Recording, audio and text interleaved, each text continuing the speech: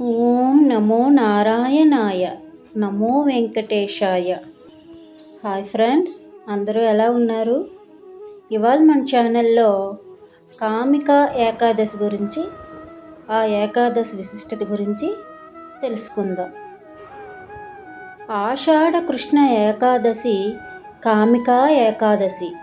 ఆషాఢ మాసంలో కృష్ణపక్ష ఏకాదశిని కామికా ఏకాదశిగా జరుపుకుంటారు. ఈ ఏకాదశికి పేరుకు తగినట్లే మనసులోని కోరికలను సిద్ధింపచేసే శక్తి ఉందని భావిస్తారు.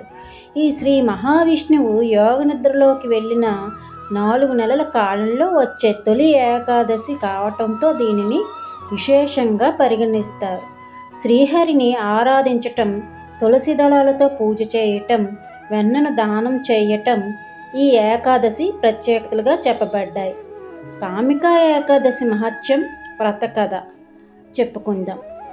ధర్మవర్తనుడైన యుధిష్ఠిరుడు శ్రీకృష్ణుణ్ణి ఆషాఢ మాసంలో కృష్ణపక్షంలో వచ్చే ఏకాదశి మహిమలను గురించి వివరించమని కోరగా, దానికి ఆ వాసుదేవుడు సంతోషించిన వాడై, ఓ రాజా, ఏకాదశి యొక్క మహిమలను వివరించటం కూడా పుణ్యకార్యమే. ఒకసారి నారద మునీంద్రుడు కమలముపై ఆసీనుడై ఉన్న తన తండ్రి బ్రహ్మదేవుడిని ఇలా అడిగాడు: ఆషాఢ కృష్ణ పక్షంలో వచ్చే ఏకాదశిని గురించి వివరించండి అని.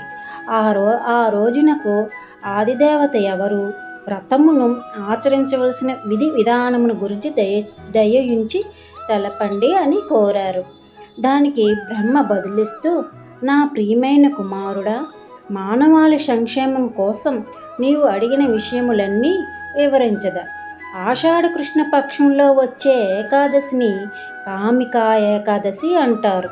ఈ ఏకాదశి మహిమ విన్నంతనే అశ్వమేధ యోగ ఫలం లభిస్తుంది. అశ్వమేధ యాగ ఫలం లభిస్తుంది.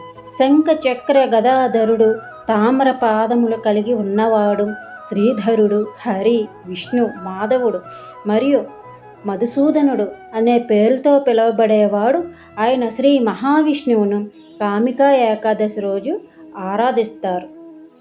కామికా ఏకాదశి రోజున శ్రీహరిని ఆరాధిస్తే వచ్చే పుణ్యఫలం కాశీలో గంగా స్నానం కన్నా, హిమాలయాలలో ఉండే కేదారనాథుని దర్శనం కన్నా, సూర్యగ్రహణ సమయంలో కురుక్షేత్రంలో ఆచరించే స్నానం కన్నా, సమస్త భూమండలాన్ని దానం చేసిన దానికన్నా, గురుగ్రహం సింహరాశిలో ఉన్న పౌర్ణమి రోజు సోమవారం గోదావరి నదిలో పుణ్యస్నానం చేస్తే వచ్చే పుణ్యఫలం కన్నా ఎక్కువ. కామికా ఏకాదశి రోజు పాలు ఇచ్చే గోవును, దూడ మరియు గ్రాసములతో కలిపి దానం చేయటం వలన సమస్త దేవతల యొక్క ఆశీర్వాదం పొందుతారు. గతంలో చేసిన పాపములను భయపడేవారు పాపమయమైన జీవితంలో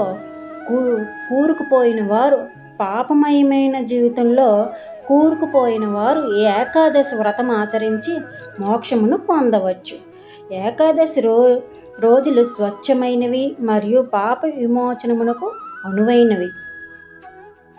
నారద, ఒకసారి ఆ శ్రీహరియే స్వయంగా ఇలా అన్నారు: కామికా ఏకాదశి రోజు ఉపవసించిన వారు సమస్త ఆధ్యాత్మిక సాహిత్యాలను అధ్యయనం చేసిన వారి కన్నా గొప్పవారు.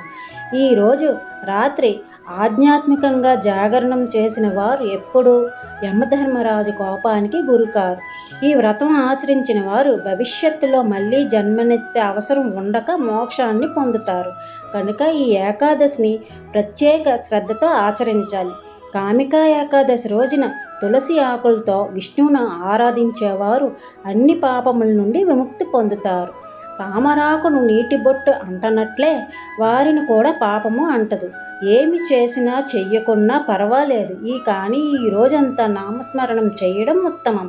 ఒక్క తులసి ఆకుతో ఆరాధించటం వలన వచ్చే పుణ్యము బంగారం, వెండి దానం చేస్తే వచ్చే దానికన్నా ఎక్కువ. తులసి ఆకుతో ఆరాధిస్తే శ్రీహరి ముత్యాలు, కెంపులు, పుష్పరాగములు, వజ్రాలు, నీలం మరియు గోమేధికములతో పూజించిన దానికన్నా ఎక్కువ సంతోషిస్తారన్నమాట. లేత తులసి ఆకులతో చేసే ఆరాధన గత జన్మ పాపాలను కూడా తొలగించి వేస్తుంది. కామికా ఏకాదశి రోజున తులసి మొక్కను ఆరాధిస్తే కూడా పాపములు తొలగిపోతాయి. తులసిని నేతి దీపంతో ఆరాధించే వాళ్ళ పాపములను చిత్రగుప్తుడు లెక్కలోకి తీసుకోడు. ఈ రోజున శ్రీకృష్ణుని నువ్వులు మరియు నేతి దీపంతో ఆరాధిస్తారో వారు శాశ్వతంగా సూర్యలోకంలో నివసించే అర్హత కలిగి ఉంటారు. కామికా ఏకాదశికి బ్రహ్మహత్య పాతకాన్ని, భ్రూణహత్య పాపమును కూడా తొలగించే శక్తి ఉంది అని బ్రహ్మ నారదునితో చెప్పినట్లుగా శ్రీకృష్ణుడు ధర్మరాజుతో చెప్పాను. జై శ్రీమన్నారాయణాయ. శ్రీమన్నారాయణాయ చరణం శరణం ప్రపద్యే. సర్వే జనా సుఖినో భవంతు. లోకా సమస్తా సుఖినో భవంతు. ఓం శాంతి శాంతి శాంతి.